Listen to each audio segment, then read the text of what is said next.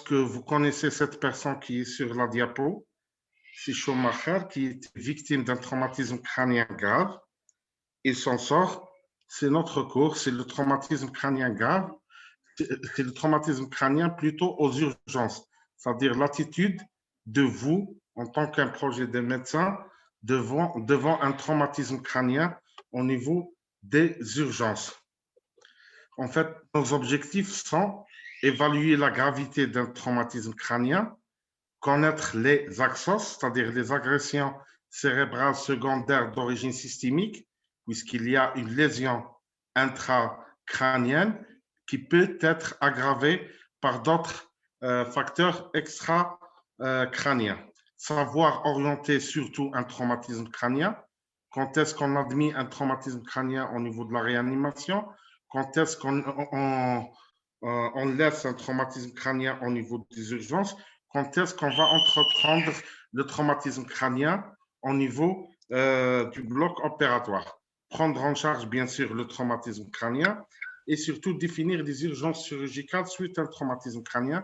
Ce n'est pas tout traumatisme crânien qui va bénéficier d'une urgence chirurgicale.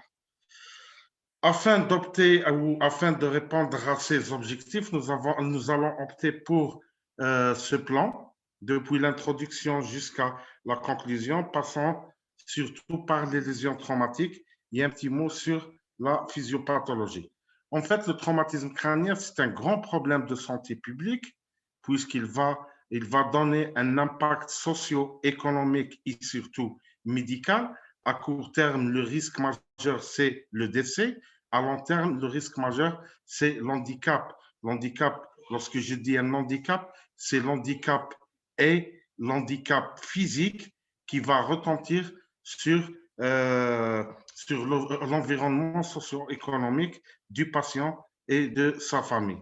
Il touche surtout l'adulte jeune. Il a une incidence en France de 10 à 25 par 100 000 habitants par an. L'incidence, c'est-à-dire le nombre de cas par 100 000 habitants et par an, bien sûr avec une prédominance masculine, puisque c'est le sexe masculin généralement qui prend les risques.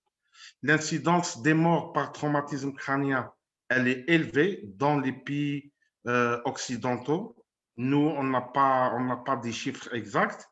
Selon la Société française d'anesthésie et réanimation, il y a 22 décès par 100 000 habitants par an suite à un traumatisme crânien isolé, c'est-à-dire que ce n'est pas dans le cadre de polytraumatisés. Dans les principales causes sont les accidents de la voie publique, les chutes et les traumatismes balistiques qui représentent une fréquence qui est vraiment minime, inférieure à 1%.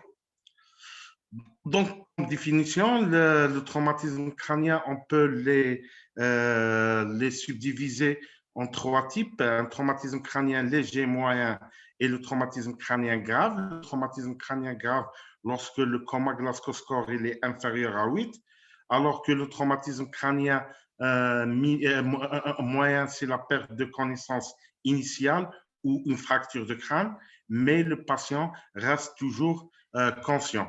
Tandis que le traumatisme crânien léger, il n'y a pas de perte de connaissance ni de fracture de crâne. Lorsqu'on a une fracture de crâne, même le patient, il n'est pas comateux, il n'a pas perdu la conscience, on le considère comme traumatisme crânien moyen. Cette classification ou cette subdivision va nous orienter sur le fait de la prise en charge et va nous orienter sur le local de l'admission des patients. Alors, sur le plan physiopathologique, il y a les mécanismes, il y a les conséquences, bien sûr. Je ne sais pas pourquoi il y a ces artefacts ici sur mes diapos. Alors, sur le plan physiopathologique, on a deux grands mécanismes qui sont décrits. On a le traumatisme crânien suite à un impact direct, une plaie balistique, un objet tranchant, et j'en passe. Il y a son impact direct, surtout suite à un accident de la circulation ou dans le cadre de polytraumatisés. Donc, la formule, la fameuse formule ou l'équation qui va nous permettre de connaître un petit peu la pathogénie ou la physiopathologie des lésions ou de retentissement des lésions d'un traumatisme crânien, c'est la pression de perfusion cérébrale égale la pression artérielle moyenne moins la pression intracrânienne. En fait, la pression de perfusion cérébrale, dans l'état normal, elle devrait être supérieure à 70 mm de mercure. Une pression de perfusion cérébrale inférieure à 70 mm de mercure va donner des dégâts très sévères pour le cerveau, à savoir l'ischémie, quelle que soit artérielle ou veineuse. Cette pression de perfusion cérébrale dépend de la pression intracrânienne. C'est quoi la pression intracrânienne? C'est la pression du liquide vasculaire au niveau du crâne. Dans l'état normal, elle est inférieure à 10 mm de mercure. Cette pression intracrânienne peut être élevée par plusieurs facteurs, d'accord? Et cette pression intracrânienne peut être exprimée sur le plan clinique par les signes, ce qu'on appelle les signes d'hypertension intracrânienne, à savoir les céphalées, à savoir les vomissements, à savoir les nausées. Mais aussi, cette pression intracrânienne, elle dépend de plusieurs facteurs en dehors du traumatisme crânien, en dehors de lésions cérébrales. C'est l'hypoxie peut aggraver la pression intracrânienne, c'est-à-dire peut augmenter la pression intracrânienne. L'hypercapnie peut aggraver la pression intracrânienne. L'anémie, la douleur, l'acidose, l'agitation, tous ces facteurs extracérébraux peuvent augmenter la pression intracrânienne. Maintenant, comme on mesure la pression intracrânienne, il y a un dispositif, c'est-à-dire un dispositif, on met un cathéter au niveau soit de l'espace sous-dural, soit de l'espace intradural, l'espace extradural, pardon, plutôt, soit au niveau parenchymateux suite à une intervention chirurgicale afin de mesurer la tension au niveau intracrânien. La pression artérielle moyenne, elle diminue dans les situations, bien sûr, de choc hémorragique, d'hypovolémie, une sédation excessive, puisque toutes les molécules qu'on utilise en sédation sont des molécules vasodilatatrices, c'est-à-dire qu'elles diminuent la pression artérielle moyenne. Et lorsque la pression artérielle moyenne, elle est diminuée et la pression intracrânienne, elle est augmentée, on aura sûrement une pression de perfusion cérébrale qui devrait être inférieure à 70 mm de mercure, ce qui va aggraver le traumatisme crânien ou les conséquences de l'hémodynamique cérébrale du traumatisme crânien. Donc, pour maintenir une PPC suffisante, c'est-à-dire une bonne perfusion cérébrale, il faut maintenir une pression artérielle moyenne supérieure à 90 mm de mercure. Bon, dans certains cas, c'est difficile d'arriver à ce chiffre-là, mais même si le malade n'est pas choqué, mais il est en hypotension artérielle et il ne répond pas au remplissage, on n'atteint pas cette panne, on peut donner les drogues vasoactives afin de préserver cette pression artérielle moyenne pour préserver la pression de perfusion cérébrale. Pour ajuster cette pression artérielle moyenne ou pour ajuster la pression intracrânienne, il faut lutter contre les axos. On va les voir ultérieurement, bien sûr. Donc la gravité du traumatisme crânien, elle se résout dans l'hypertension intracrânienne qui peut entraîner un engagement, un pré-engagement, puis un engagement, et puis le malade peut décéder ou peut évoluer vers un état de mort encéphalique. Ça, c'est un petit rappel sur le plan physiopathologique. Sur le plan physiopathologique, il faut, c'est-à-dire, il faut mettre dans la tête qu'il y a les mécanismes avec un impact direct et un impact indirect. Et surtout, il faut savoir qu'il y a que la pression de perfusion cérébrale suite à un traumatisme crânien, elle devrait toujours supérieure à 70 mm de mercure pour corriger cette pression de perfusion cérébrale qui est généralement dans les traumatismes crâniens, notamment les traumatismes crâniens graves, elle est inférieure à 70 mm de mercure. Il faut agir et sur la pression intracrânienne et sur la pression artérielle moyenne pour maintenir une bonne perfusion cérébrale afin d'éviter l'ischémie d'une part et l'hypertension intracrânienne d'autre part. Maintenant, quelles sont les lésions traumatiques qui peuvent causer un traumatisme crânien? Un traumatisme crânien, il y a les lésions osseuses, c'est les fractures, c'est-à-dire une solution de continuité dans les os du crâne. On a les fractures linéaires, c'est un os du crâne soit frontal, soit occipital, soit pariétal, soit temporal, il est fissuré. Fracture avec enfacement, on parle d'une embarrure qui est généralement une urgence chirurgicale, puisque le risque d'engagement il y a, le risque d'augmentation de la pique il y a, et surtout le risque d'infection. Donc, les fractures avec enfacement qui donnent une embarrure, ils touchent généralement les os du crâne frontal, occipital, pariétal ou temporal, avec des fragments osseux qui vont être enfoncés au niveau du parenchyme. Ils peuvent créer une hémorragie cérébrale, ce qui va augmenter surtout la pression intracrânienne et par conséquent, il va altérer la pression de perfusion cérébrale. On a les fractures de la base du crâne qui sont très graves et qui témoignent quelquefois d'un traumatisme crânien grave. Sur le plan clinique, ils peuvent s'exprimer par des autoragies, c'est-à-dire le sang à travers l'oreille et un gonflement des yeux, des deux yeux. On a aussi le scalp et les plaies du cuir, pardon, et les plaies du cuir chevelu. C'est très, très hémorragique. C'est l'équivalent d'une fracture de la diaphyse fémorale. On peut atteindre jusqu'à 1,5 litre de sang suite à un scalp et une plaie du cuir chevelu, puisque c'est une région très vascularisée, notamment au niveau temporal ou au niveau occipital. C'est l'artère temporale superficielle qui est lésée généralement et donne un saignement assez grave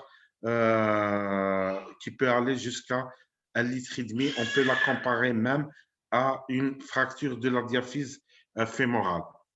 D'autres lésions cérébrales connaissent l'hémorragie intracrânienne. Voilà, quand vous voyez ici les signes d'hémorragie intracrânienne au niveau du parenchyme. On parle d'hémorragie intracrânienne lorsqu'il s'agit d'un saignement à l'intérieur du crâne, autour ou dans le cerveau, ou contusion hémorragique, c'est l'équivalent de l'ecchymose au niveau de la peau ici. On va voir quelques ecchymoses, c'est-à-dire il y a une lésion vasculaire qui donne une augmentation aussi de la pression intracrânienne qui peut entraîner le coma d'un patient. Bon, ça dépend de leur localisation et surtout, ça dépend de la quantité de l'hématome. Bon, donc, on a aussi les hémorragies extracérébrales, telles que l'hématome extracérébral, qui est connu. C'est une collection du sang entre l'os du crâne et la dure mère. Cet hématome extradural, il est fréquent dans les traumatismes crâniens, voire il est très fréquent dans les traumatismes crâniens. Il peut engager le pronostic vital. Quand vous voyez sur le scanner, c'est en lentille, c'est-à-dire il y a de l'hématome où il y a du sang entre la dure mère et l'os du crâne. Il a une particularité sur le plan clinique, c'est l'intervalle libre, c'est-à-dire le patient peut venir conscient, scorer 15 sur 15, hop, dans 24 à 48 heures, il peut altérer son état de conscience. On refait un scanner, on trouve un hématome extradural qui est une urgence neurochirurgicale.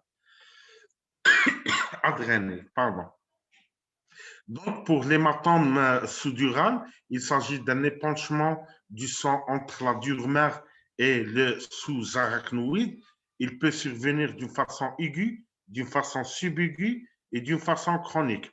Bon, nous, en matière de traumatisme crânien, on peut y avoir un hématome extradural aigu et un hématome extradural subaiguë.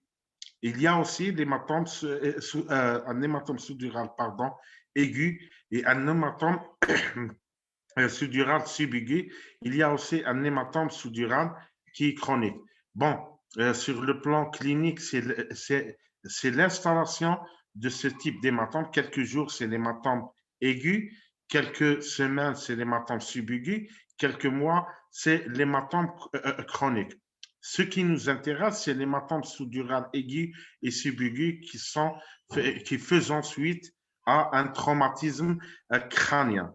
Sur le plan radiologique, voici un hématome sous-dural aigu et un hématome sous-dural chronique.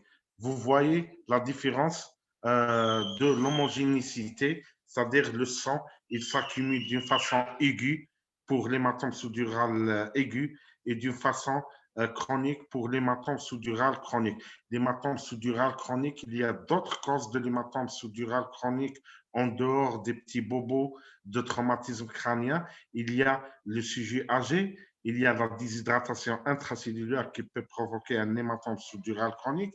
Il y a aussi des accidents aux anticoagulants, notamment les accidents aux AVK, aux antivitamines K, c'est-à-dire il y a un excès des antivitamines K, il y a une diminution du taux de prothrombine et puis il y a un saignement, ce qui va donner un hématome sous-dural chronique. Ces trois hématomes, ces trois types d'hématomes, leur traitement, il est exclusivement chirurgical.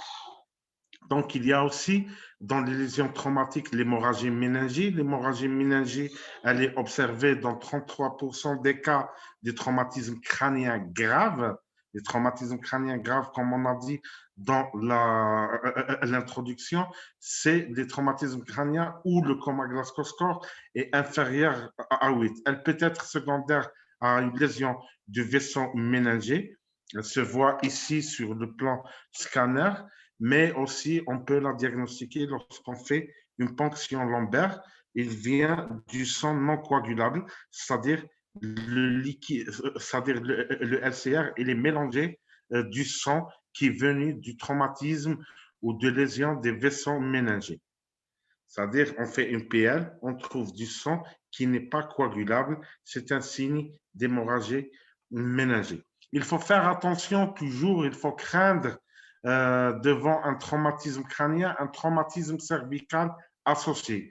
C'est-à-dire, tout traumatisme crânien présente un traumatisme cervical associé jusqu'à preuve du contraire. Bon, pour les patients qui sont conscients, c'est pas difficile de faire, c'est pas difficile de faire en fait le diagnostic ou d'établir le diagnostic d'un traumatisme du rachis cervical, puisqu'il y aura certainement des paresthésies, voire une paraplégie, voire une tétraplégie, mais c'est plus difficile lorsque le traumatisme crânien est grave, puisque le patient il est inconscient et l'examen sera un petit peu difficile. Donc, devant tout traumatisme crânien, il faut penser à un traumatisme du rachis. Il faut explorer le rachis, notamment le rachis cervical. Donc, pour les mécanismes des lésions traumatiques, pour les scalps, c'est la plaie du cuir chevelu. On peut atteindre l'artère superficielle, la veine superficielle qui peut donner un état de choc hémorragique. Pour les os, c'est la fracture lombaire, c'est la radiologie qui va nous confirmer, un scanner, voire dans certains cas une radiographie du thorax. Pour l'hématome extradural, subdural et l'hémorragie méningée ou sous-arachnoïdienne, c'est la radiologie et l'état clinique du patient. Et pour le parenchyme, c'est la contusion et l'œdème diagnostiqué par l'imagerie cérébrale. Bon, en fait, c'est ça les principales lésions qui peuvent causer un traumatisme crânien. Maintenant, ce traumatisme crânien, il va être, il va consulter au niveau des urgences. Comment faire le tri de ce type de traumatisme crânien? Est-ce que ce traumatisme crânien devrait être hospitalisé au niveau de la salle de déchocage des urgences? Est-ce qu'il doit être entrepris rapidement au bloc opératoire? Est-ce qu'il va être dans les soins intensifs ou la réanimation? Est-ce qu'on peut libérer un traumatisme crânien? Est-ce que le traumatisme crânien peut être admis dans un box simple afin de faire la surveillance? Donc, il y a une classification, ça s'appelle la classification de Masters. Cette classification de Masters, elle a découpé 3 groupes de traumatisme crânien. Le groupe 1, le groupe 2 et le groupe 3. Ces 3 groupes sont découpés selon le risque, selon le pronostic de traumatisme crânien. Le groupe 1, c'est le risque faible, c'est-à-dire un risque faible de faire des problèmes ou de faire ou de décéder ou de s'aggraver, un risque modéré d'aller vers la gravité pour le groupe 2 et le groupe 3, c'est le risque élevé. Bon, pour le groupe 1, ce sont des patients généralement qui sont conscients. Ce n'est pas généralement, tous les patients sont conscients. Ils sont scorés 15 sur 15 selon le Glasgow Coma Score. Ils sont des patients asymptomatiques, ils n'ont aucune symptomatologie. De temps en temps, on a des patients qui présentent des céphalées, quelques plaies au niveau de la face ou au niveau du crâne, euh, quelques sensations de vertige suite au traumatisme. Les patients du groupe 2 sont des patients qui sont conscients aussi, mais sont des patients qui ont présenté une amnésie post-traumatisme crânien, c'est-à-dire il a perdu la mémoire, sont des patients qui ont présenté une crise convulsive post-traumatisme crânien. Ce sont des patients chez lesquels on doit éliminer les intoxications médicamenteuses. Sont des patients aussi qui présentent quelques céphalées, mais d'une façon progressive. Sont des patients qui présentent des nausées, des vomissements. Il faut faire attention à ces patients-là, puisque ce sont des patients, les nausées, des vomissements, des céphalées sont des signes d'hypertension intracrânienne en fait. Donc, il faut, même s'ils sont conscients, il faut faire attention à ces patients-là. Ce sont des patients qui entrent dans le cadre de polytraumatisés, mais qui n'ont pas de traumatisme crânien, sont des patients qui présentent des signes de fracture basilaire, c'est-à-dire une petite orthorragie, mais toujours sont des patients qui sont conscients. Ça, c'est un risque modéré. D'accord? Pour le groupe 3, où le risque il est élevé, sont les patients qui sont inconscients, c'est-à-dire à partir de Glasgow score inférieur à 13. Ils sont omnibulés, quel que soit l'état de conscience ou l'état de gravité de la conscience, c'est-à-dire inférieur à 13 sur le plan Glasgow score. Il faut ces patients-là, il faut les admettre dans des unités de soins intensifs, soit au niveau de déchocage, soit au niveau de la réanimation, afin ou après pour explorer ces patients. Est-ce que ces patients-là vont être entrepris au bloc opératoire, vont bénéficier des soins intensifs? Pour les 2 autres groupes, il faut les mettre dans des box simples, mais il faut les surveiller, sauf pour le groupe 1. Si on s'assure, on est rassuré au bout d'1 heure, 2 heures de temps, on peut les faire sortir, mais c'est-à-dire on laisse leur numéro de téléphone ou ses parents. S'il y a une aggravation, ils peuvent rejoindre les urgences. En fait, cette classification, elle est basée sur du risque évolutif. D'accord? Cette classification va donner une grande aide pour les demandes des examens d'imagerie. Si le patient il est de groupe 1, il va bien de 1 heure, 2 heures de temps, on ne demande pas un scanner cérébral. La TDM crânienne ou le scanner cérébral, rapide et particulièrement utile pour diagnostiquer le transfert ou d'un geste chirurgical. Si on est devant le groupe 2 ou le groupe 3, et si on fait une TDM cérébrale, si on trouve un hématome sous-dural, si on trouve une embarrure, si on trouve un hématome extradural, c'est un malade qui devrait être entrepris rapidement au bloc opératoire afin de lever l'urgence. C'est-à-dire cette classification va nous orienter aussi sur la demande des examens complémentaires, comme vous voyez là sur la diapositive, où les malades du groupe 1 ne bénéficient généralement de rien, ni même pas radiographie du crâne, tandis que les malades du groupe 3 devraient bénéficier d'un scanner cérébral, voire une IRM dans certains cas. L'évaluation clinique, elle est basée sur le coma Glasgow Score, que vous connaissez. Je présume que le coma Glasgow Score, il est basé sur 3 critères majeurs. Il est de 3 à 15, scoré de 3 à 15. 3, on peut y aller vers la mort encéphalique. 15 sur 15, il est conscient.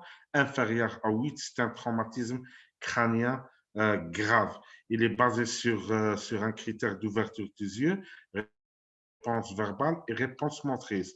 Pour évaluer ou pour donner un score ou pour scorer un patient, il faut que le patient il devrait être stable sur le plan hémodynamique, il ne devrait pas être en hypothermie, il ne devrait pas être en hypotension artérielle, il ne devrait pas y avoir une hyponatrémie ou tout trouble métabolique et surtout, il ne devrait pas être sédaté.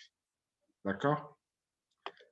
Ça, c'est les conditions pour scorer un malade et pour donner un score à la limite de la valeur réelle afin de prononcer l'intubation ou la non-intubation du patient, puisque si c'est un malade où le coma Glasgow score il est inférieur à 8, c'est l'indication formelle d'une intubation-ventilation, puisque la commande respiratoire, elle est absente. Donc, je vous rappelle que le coma Glasgow score inférieur ou égal à 8, c'est un traumatisme crânien grave. Donc, l'évaluation clinique selon le score de Glasgow, les patients qui ont un score entre 13 et 15, ils présentent un traumatisme crânien léger, tandis que les patients entre 9 et 13, un traumatisme crânien modéré, et les patients entre 3 et 8, c'est un traumatisme crânien grave. Mais pas uniquement le score de Glasgow, c'est-à-dire pas uniquement le score de Glasgow qu'on utilise. On utilise d'autres moyens dans l'examen clinique, l'état du pupille. Les pupilles, c'est un signe de pré-engagement. En anisocorée, c'est-à-dire une pupille diminue par rapport à une autre, une pupille en myosis et l'autre en mydriase, ou une pupille normale et l'autre en mydriase, une pupille en myosis et l'autre normale. La réactivité des pupilles, c'est-à-dire la réactivité lumineuse, c'est un examen qui peut témoigner de la lésion du tronc cérébral. Est-ce qu'il y a un déficit ou il n'y a pas un déficit moteur ou non? Est-ce qu'il y a une atteinte de la sensibilité ou non? Les crises convulsives, les crises de comitialité, c'est fréquent dans le traumatisme crânien. C'est un signe de gravité aussi, notamment l'état de mal convulsif. La somnolence, l'obnubilation et l'état général, la confusion et l'agitation, puisqu'ils vont aggraver ce qu'on appelle les axos, c'est-à-dire ils vont augmenter la pression intracrânienne. Les nausées et les vomissements qui sont des signes généralement qui témoignent d'une hypertension intracrânienne. Cette hypertension intracrânienne va aggraver la pression de perfusion cérébrale, c'est-à-dire va être augmentée, la pique, et par conséquent, la pression de perfusion cérébrale va être diminuée et inférieure à 70 mm de mercure, ce qui va retentir sur l'hémodynamique cérébrale, ce qui va donner probablement une ischémie. Donc, l'évaluation clinique lors du malade ou patient qui est scoré à 3, le patient qui est scoré à 3 n'est pas en mort encéphalique. D'accord? Pour y avoir un patient qui est scoré à 3 qui est en mort encéphalique, il faut rechercher les réflexes du tronc cérébral et l'absence de la ventilation artificielle. Pour faire un diagnostic clinique d'une mort encéphalique, il ne suffit pas qu'un patient présente un coma Glasgow score à 3. D'accord? Et il faut la réunion de plusieurs conditions, entre autres l'abolition du réflexe du tronc cérébral et l'absence de ventilation spontanée. Pour l'absence de ventilation spontanée, c'est simple. Pour confirmer l'absence de ventilation spontanée, puisque le patient est scoré à 3, il devrait être intubé, ventilé. On déventile ce patient, on met une sonde à oxygène à 8 litres pendant 20 minutes, et puis après, on enlève, on fait une gazométrie et on reventile le patient. Cette gazométrie, si on a pardon, une pression artérielle en CO2 ou PaCO2 supérieure à 60 mm de mercure, c'est-à-dire le patient n'arrive pas à ventiler tout seul. C'est-à-dire il n'arrive pas à éliminer le CO2. Tandis que pour l'abolition du réflexe du tronc cérébral, il faut rechercher les réflexes photomoteurs qui, normalement, il est présent lorsqu'on fait la lumière au niveau du pupille, ils vont se dilater.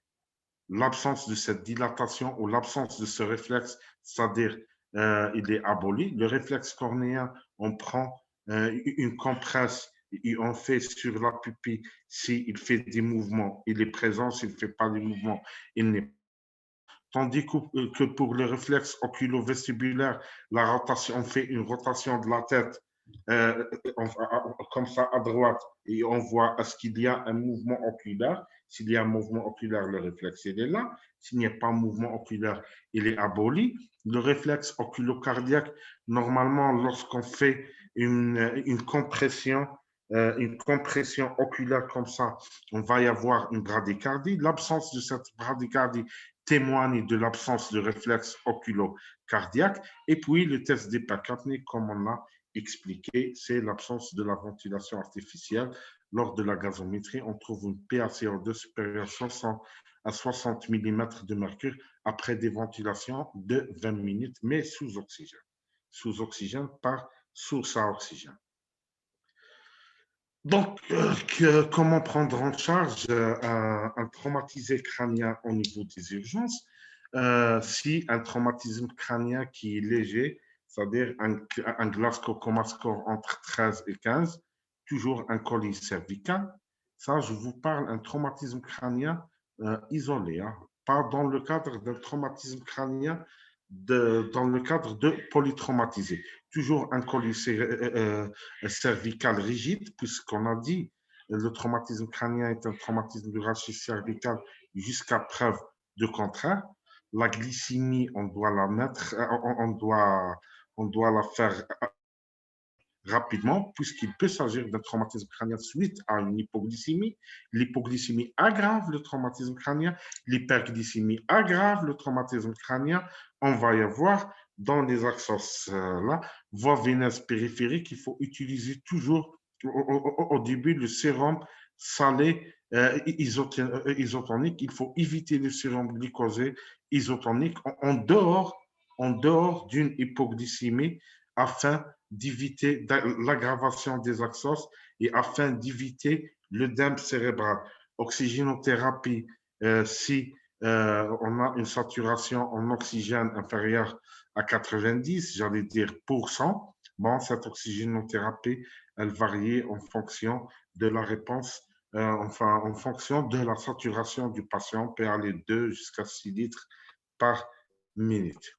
Donc, il faut faire toujours un bilan complémentaire pour tout polytraumatisé, surtout s'il s'agit d'un traumatisme crânien qui rentre dans le cadre d'un polytraumatisé. Le CG à la recherche des troubles de la polarisation qui peuvent témoigner d'un traumatisme thoraco-cardiaque, d'un traumatisme thoracique, c'est-à-dire cardio-pulmonaire, ionogramme sanguin, gazométrie, le dosage de toxique, normalement, il est indispensable et il est systématique. Une TDM cérébrale, s'il s'agit d'un traumatisme crânien avec des signes cliniques, afin d'éliminer une urgence chirurgicale rapidement. L'indication de la radiographie du crâne, maintenant, elle n'est pas du jour, hein, tant qu'il y a le scanner cérébral. Donc, les autres examens, c'est en fonction du contexte clinique. Est-ce que le traumatisme crânien est dans le cadre de polytraumatisé? Un body scan suffira s'il est dans le cadre de polytraumatisé afin de voir les OP1, le thorax, et puis s'il y a une lésion abdominale chirurgicale qui relève des urgences chirurgicales. La surveillance, elle doit être continuée, la pression artérielle surtout et la saturation. D'accord? Et puis la température, l'anémie, l'agitation. Pourquoi on fait ça? Ça, c'est les critères des axos. C'est-à-dire, si on maîtrise les axos, qu'on va les voir, si on maîtrise ces axos, on va diminuer le risque d'aggravation du traumatisme crânien. C'est-à-dire, on va diminuer le risque d'augmentation de la pression intracrânienne et par conséquent l'altération de la pression de perfusion cérébrale qui devrait être supérieure à 70 millimètres de mercure. S'il y a des signes d'engagement cérébral, soit au scanner, soit des signes d'engagement cérébral clinique, c'est-à-dire une anisocorée, il faut utiliser l'osmothérapie, soit le magnétol, soit le sérum salé hypertonique. Donc, il faut dépister devant tout traumatisme crânien les axos, c'est-à-dire l'agression cérébrale secondaire d'origine systémique. C'est-à-dire il y a une agression cérébrale, d'accord, elle est intrinsèque, d'accord, mais il y a d'autres facteurs qui sont extrinsèques, environnementaux, qui vont aggraver ce traumatisme crânien. Les deux principaux facteurs sont l'hypotension artérielle, d'accord? Si une hypotension artérielle avec un traumatisme crânien grave, la mortalité va être multipliée par 2. S'il y a une hypoxémie avec un traumatisme crânien grave, la mortalité, elle est multipliée par 2. C'est le rôle beaucoup plus de la médecine extra-hospitalière, c'est-à-dire c'est le rôle du SAMI, du pompier et tout le monde en extra-hospitalier, puisque généralement l'hypotension, elle vient généralement avec le traumatisme crânien. C'est-à-dire, dès le début, il faut mettre une panne à 90 millimètres du mercure. Il faut assurer une SpO2 supérieure à 90 millimètres de mercure, à 90%, pardon, puisque c'est deux grands facteurs d'Axos qui vont conditionner et qui vont surtout donner un bon pronostic pour le patient. Voici les axos, les agressions cérébrales d'origine systémique, c'est-à-dire des potentiels artériels, l'hypoxémie et l'hypoxie. L'hypoxie, c'est l'SPO2 inférieur à 90%, tandis que l'hypoxémie inférieure à 60 millimètres du mercure. C'est la gazométrie qui va nous montrer ce chiffre. L'hypercapnie aussi, supérieure à 45 millimètres de mercure, c'est une cause d'augmentation de la pression intracrânienne. L'hypocapnie, l'anémie, il faut toujours un traumatisme crânien 10 à 11 d'hémoglobine. l'hypertension artérielle, puisque lorsqu'on a une augmentation de l'hypertension artérielle, on a sûrement une augmentation de la PAC, de la PAM, et on a par conséquence une diminution ou augmentation de la pique, ça va altérer sur la pression de perfusion cérébrale, soit une diminution brutale de la pression de perfusion cérébrale, soit une augmentation de la pression de perfusion cérébrale. L'hyperglycémie aussi, c'est un facteur d'action. C'est pour ça qu'on ne donne pas du sérum glucosé dès l'admission, sauf s'il y a une hypoglycémie. La fièvre aussi peut augmenter la pression intracrânienne et diminuer par conséquence la pression de perfusion cérébrale. Pour la prise en charge respiratoire, elle peut aller de l'oxygénation jusqu'à l'intubation, ventilation en fonction du coma Glasgow score, en fonction de la gravité de l'état de choc, la gravité du traumatisme crânien, j'allais dire, la gravité du traumatisme crânien. Un Glasgow inférieur à 8 chez un traumatisme crânien grave, il faut l'intuber d'emblée. Attention, il faut éviter l'intubation nasobronchique, puisque tout traumatisme crânien aussi, il peut présenter un traumatisme maxillofacial. Il faut utiliser surtout l'intubation orotrachéale.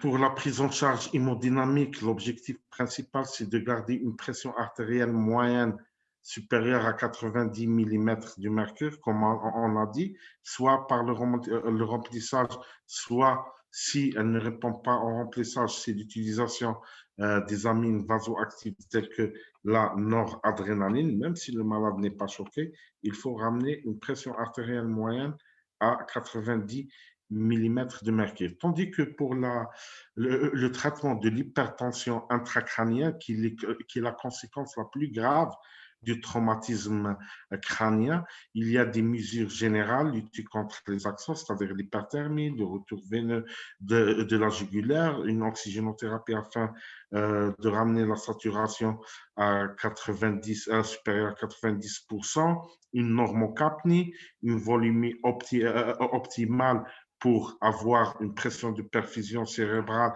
aux alentours de 70 mm de mercure.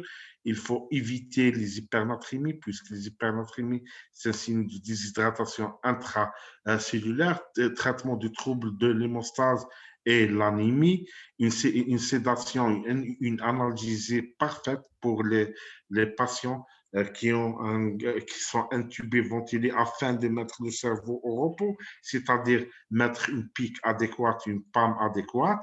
Il y a aussi la position proclive.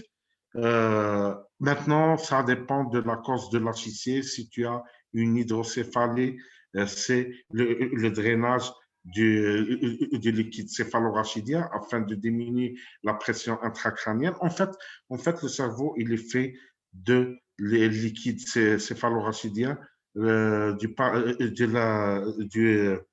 vaisseaux et puis des parenchymes. Tout ce qui augmente le volume du liquide céphalorachidien, il va entraîner une HIC. Tout ce qui augmente le volume vasculaire des hématomes, il va donner une HIC. Et tout ce qui augmente le volume parenchymateux, il va donner une HIC. C'est-à-dire qu'il faut diminuer. Si tu as une hydrocéphalie, il faut drainer. Si tu as un hématome extradural ou un hématome subdural, il faut l'opérer. En attendant, ou si l'opération elle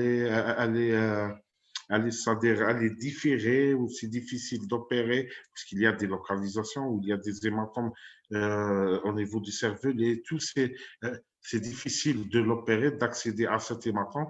On utilise les moyens médicaux tels que l'osmothérapie afin d'assécher le cerveau et de diminuer la pression intracrânienne. C'est-à-dire on utilise soit le mannitol, soit les diurétiques, soit le sérum salé hypertonique en fonction de l'état hémodynamique du patient. Si tu as un patient qui est en hypotension artérielle, on ne va pas utiliser le mannitol puisque c'est un diurétique. Il va faire pisser le malade, il va diminuer la volumétrie, il va diminuer la pression artérielle. On utilise le sérum salé hypertonique. Pour les urgences chirurgicales, c'est une urgence chirurgicale, il ne faut pas passer à côté d'un scalp, c'est rien du tout et tout.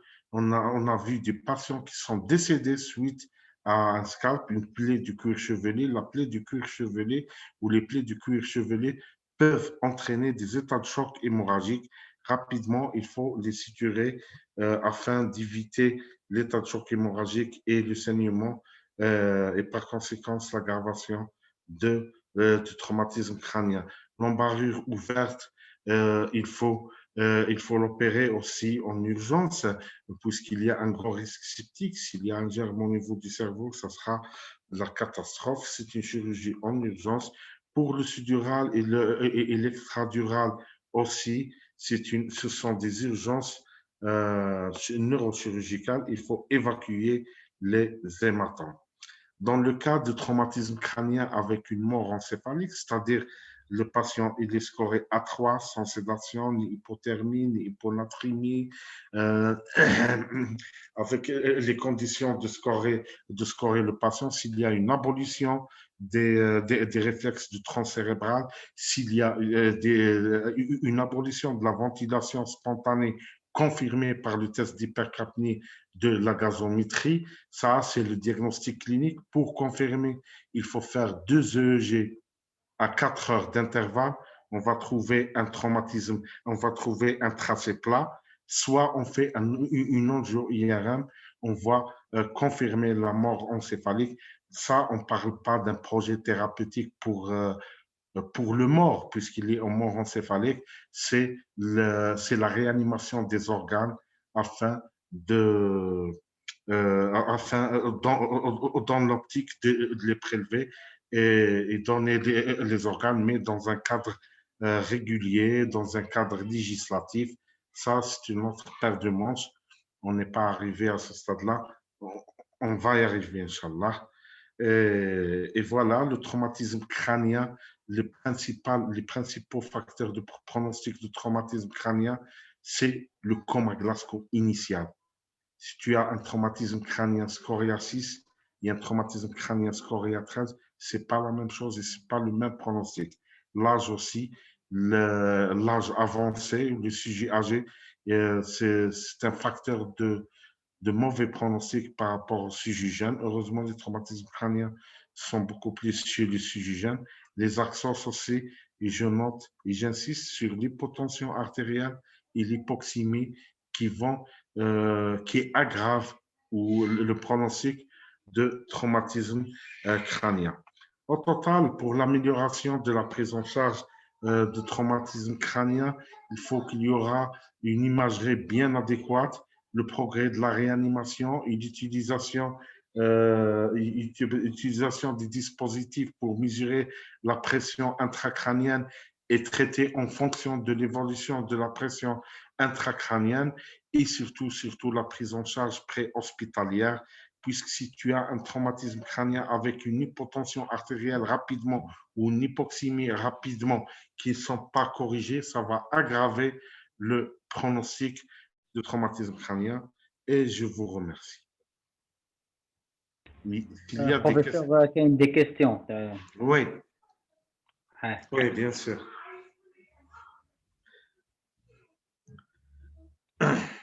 Il y a une question posée à Web. Oui.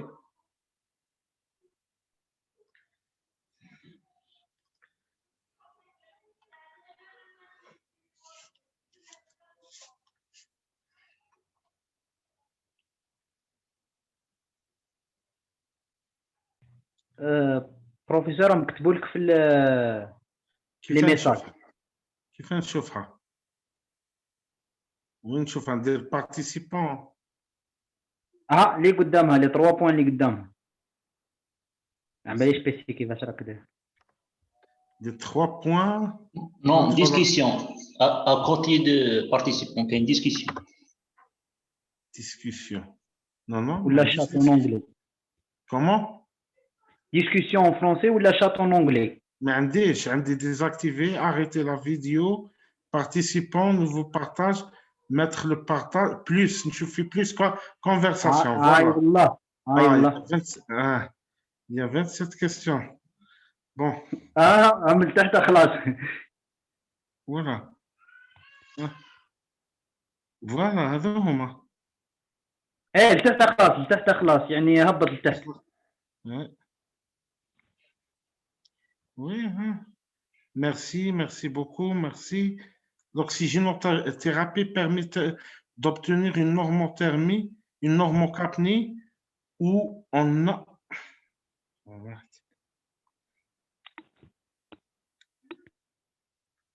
Attendez.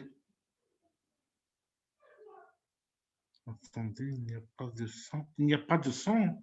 Vous m'avez entendu, je pense. Allô? سمعناك هذوك لا كان بغيت نقراهم انا يا بروفيسور وخلاص. Oui, oui, معلش. معلش, allez-y. خلاص.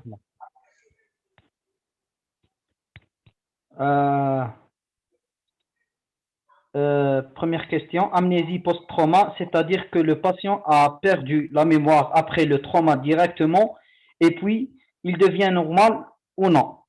Il devient normal, bien sûr. Ah, il devient normal. Il devient normal. Juste après le traumatisme, un laps de temps. Juste après, c'est rare, hein? C'est rare. Un laps de temps, ça témoigne d'une lésion assez profonde, hein? Oui. Oui, Qui est le plus urgent, l'hématome extradural ou bien l'hématome sous-dural? ça dépend, ça dépend, ça dépend de l'expression clinique et de la symptomatologie clinique. Mais le plus grave, c'est l'hématome extradural, hein, puisque c'est entre l'os et la durmère. C'est une extrême urgence. Tandis que pour l'hématome sous-dural, notamment l'hématome sous-dural chronique et l'hématome, le patient s'adapte. Mais le plus grave, c'est l'hématome extradural. C'est une urgence absolue. Okay. Aussi, l'hématome sous-dural, c'est une urgence. Ok. Troisième question, comment on évite le gène du retour veineux jugulaire? On évite la compression, on évite la compression, la prise d'un abord à ce niveau-là. C'est ça. C'est des mesures beaucoup plus pratiques. Quatrièmement, est-ce Oui. que l'oxygénothérapie permet d'obtenir une normocapnie ou non? Ou on a un autre moyen pour corriger l'hypercapnie? C'est ça, bon, pour l'hypercapnie, ça dépend de la cause de l'hypercapnie. Il y a si le malade est ventilé ou si le malade n'est pas ventilé. L'oxygénothérapie, lorsque je parle de l'oxygénothérapie, soit par sonde à oxygène, soit par la ventilation mécanique. La ventilation mécanique peut résoudre le problème d'hypocapnie très facilement. Dès qu'on met le respirateur, 1 heure, 2 heures de temps, on sédate le patient, on peut mettre le patient en normocapnie le plus vite possible. C'est la ventilation artificielle qui peut régler ce problème. Cinquième question, quelle est la différence entre perte de connaissance et perte de conscience? Perte de connaissance, c'est la même chose. C'est la même chose. C'est la perte de conscience, c'est la perte de connaissance, c'est la même chose. Sur le plan Comment faire? médical, je parle là. Sur le plan médical et dans le langage médical. Ok. Sixième question, comment faire le diagnostic d'hématome méningé? Il n'y a pas d'hématome méningée. Il y a une hémorragie méningée. Hémorragie méningée. Une hémorragie méningée. En fait, l'hémorragie méningée, oui, c'est une question très pertinente. Il y a des signes cliniques en faveur d'une hémorragie méningée. C'est un syndrome méningé avec un subfibricule. Comme la méningite, il y a la raideur de la nuque, il y a le signe de Kernig, il y a le signe de Brzezinski, mais avec un subfibricule, pas une fièvre. Ça, sur le plan clinique. Je parle de l'hémorragie méningée non traumatique. Hein. D'accord? Et Pour l'hémorragie méningée traumatique, c'est le scanner, le diagnostic. Et est-ce qu'on peut compléter l'examen par ponction lombaire? Non, on utilise les moyens non invasifs. Le scanner, la ponction lombaire, je vous ai dit ça comme ça dans la pratique. Tu peux y avoir un patient où tu suspectes une méningite, tu fais une ponction lombaire et tu retrouves du sang non coagulable. C'est une hémorragie méningée. Mais pourquoi je fais une ponction lombaire alors que j'ai un scanner cérébral? Il est moins invasif, beaucoup moins invasif. Il donne le diagnostic de certitude. OK. Septième question, concernant le mannitol. Peut-on l'utiliser à titre préventif, par exemple lors d'un traumatisme qui a provoqué des contusions intraparenchymateuses non opérables? Dois-je t'attendre l'apparition des signes cliniques comme céphalée et vomissement ou bien le mettre sous mannitol à titre préventif? Non, non, je suis en train de voir cette question. Oui, non, non, on n'utilise pas. Dans la normale, le mannitol est utilisé en fonction de la pression intracrânienne. C'est-à-dire, la pression intracrânienne, on a des dispositifs. Bon, on n'a pas ça ici à Batna. Mais c'est en fonction, même pas des signes cliniques, en fonction de dispositifs, en fonction des chiffres de la pression intracrânienne. Si elle dépasse 15, si elle dépasse 16, si elle dépasse 17, on peut les mettre. Mais comme nous, on n'a pas ces moyens-là, dès qu'il y a des signes cliniques de l'HIC, on utilise le mannitol. Dès qu'il y a des signes cliniques, surtout du pré-engagement, on peut l'utiliser d'emblée lorsqu'il y a un pré-engagement. Si tu as un patient, même s'il est conscient scorien 15 sur 15, il présente une anisocorée, c'est bon, tu peux donner du mannitol. D'accord? Afin d'éviter OK. l'engagement et le décès rapidement.